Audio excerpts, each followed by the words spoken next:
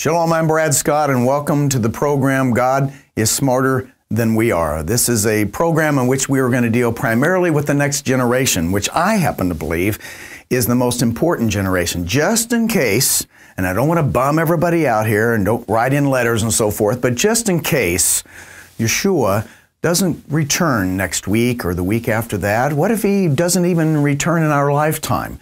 In case that happens, I believe that we are going to be responsible for the next generation. We're going to be responsible for these youth that are now 13 to 19 years old, because they're facing right now what I believe is the most godless, God-hating generation of all time, primarily because of the tree of the knowledge of good and evil, otherwise called the internet.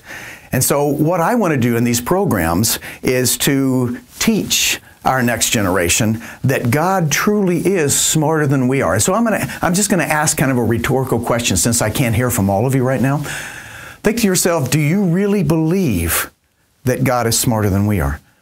Do you really know that you know, you've heard that before, you know that you know that you know that you know that He really is smarter than we are, and that every passage, every word that I read in my Bible is written by a creator and a redeemer who knows not just the end from the beginning, but reveals the end right out of the beginning.